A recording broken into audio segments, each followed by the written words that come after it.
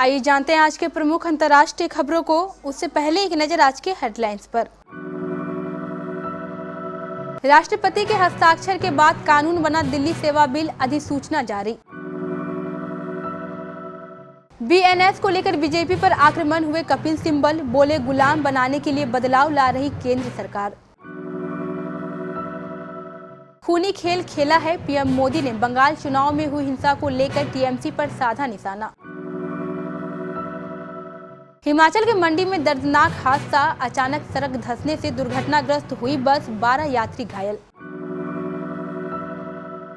राज्यसभा से निलंबन के बाद अब क्या करेंगे राघव चड्ढा, अपने बयान में खुद बताया प्लान। बीजेपी नेता सना खान ने पति को दिए थे 50 लाख रुपए, वापस मांगे तो उसने दी खौफनाक सजा। कैसे चंद्रयान 3 से पहले चांद पर पहुंचेगा रूस का लूना 25, जानिए क्या है वो तकनीक। सोना का भाव टूटा, चांदी खरीदने का भी शानदार मौका। ग्वालियर से गदर 2 को देखने पहुंची भीड़, पुलिस को संभालनी पड़ी व्यवस्था। और भारत और मलेशिया के बीच होगा खिताबी मुकाबला।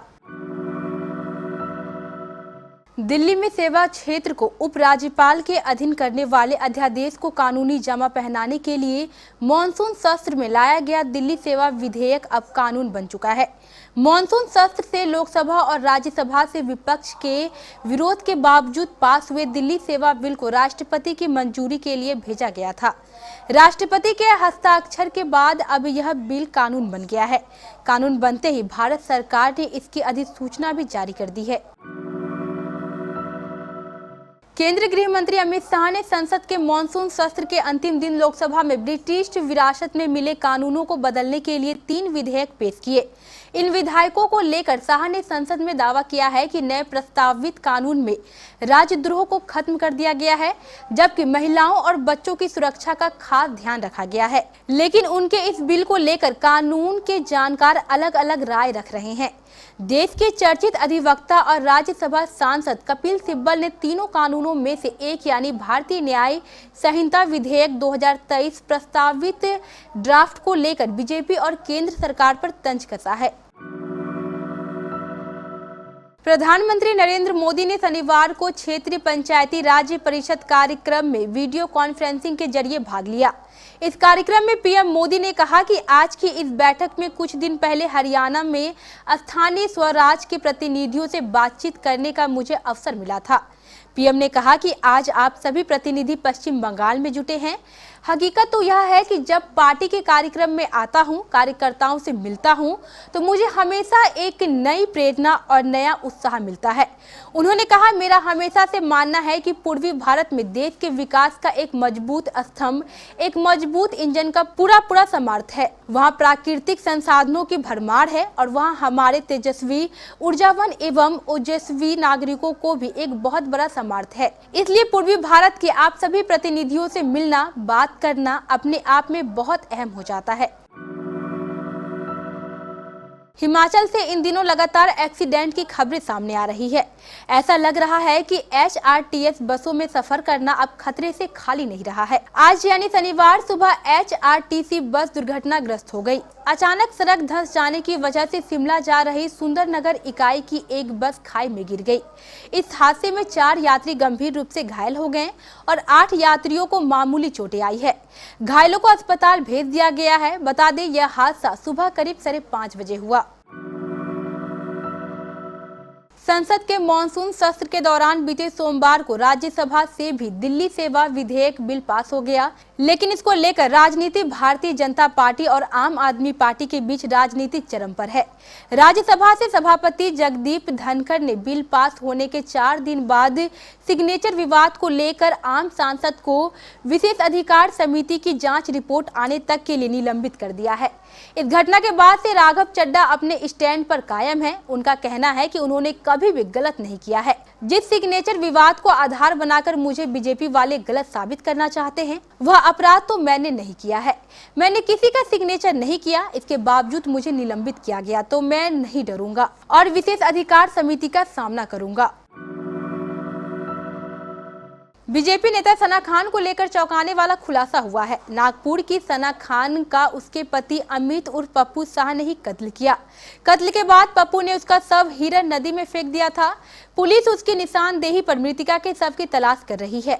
अमित पति ने पत्नी सना की हत्या 50 लाख रुपए के लिए की। उसने पत्नी से यह रकम पार्टनरशिप के लिए ली थी। सना ने जब अमित से यह रुपए वापस मांगे तो दोनों के बीच विवाद हुआ। इसके बाद आरोपी ने हत्या जैसा खौफनाक कदम उठाया। पुलिस आरोपी से अभी और पूछताछ कर रही है। भारत का चंद्रयान 3 रूस के चांद मिशन लूना 25 के बाद चांद की सतह पर पहुंचेगा। रूस ने पूरे 47 साल बाद बीते 10 अगस्त को अपना मिशन चांद लूना 25 भेजा है। इससे पहले लूना 24 साल 1976 में चांद की यात्रा कर सकुशल वापस आ गया था। आइए जानते हैं कि यह कौन सी तकनीक है जिससे रूस का लूना 25 भारत के चंद्रयान 3 से पहले चांद की सतह पर पहुंचेगा। ऐसे में इससे जुड़े सवाल प्रतियोगी परीक्षाओं में पूछे जा सकते हैं। आइए इससे जुड़े महत्वपूर्ण सवालों के जवाब यहाँ जानते हैं। अगस्त के अंत में रक्षाबंधन का त्यौहार है। अगर आप भी अपनी बहन या भाई को सोने या चांदी से बना कोई तोहफा देना चाहते हैं तो आपके लिए ये अच्छा मौका हो सकता है। सोने और चांदी के भाव में नरमी देखी जा रही है, इसलिए ये निवेश का बढ़िया अवसर हो सकता है। बीते 10 दिन में सोने के भाव जहां 700 रुपए तक नीचे आ गए थे, वहीं चांदी की कीमतों में भी गिरावट देखी जा रही है।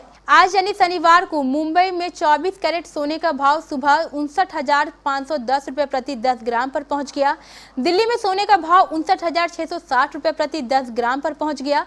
इसी तरह चांदी की कीमत 73,000 रुपए प्रति किलोग्राम पर बनी रही। MCX पर चांदी का भाव 59,967 रुपए प्रति किलोग्राम पर है। 1995 में दिलवाले दुल्हनिया ले जाएंगे फिल्म जब रिलीज हुई थी तो काजल टॉकीज पर फिल्म का टिकट पाने वालों में मारामारी देखी गई थी। टिकट काउंटर पर लंबी लंबी लाइनें लगी थी। दिलवाले दुल्हनिया ले जाएंगे फिल्म के बाद शायद ही काजल टॉकीज पर इस तरह के नज़ारे देखने को मिले हो, लेकिन आज 28 साल बाद काजल टॉकीज पर वही पुराना माहौल देखा गया।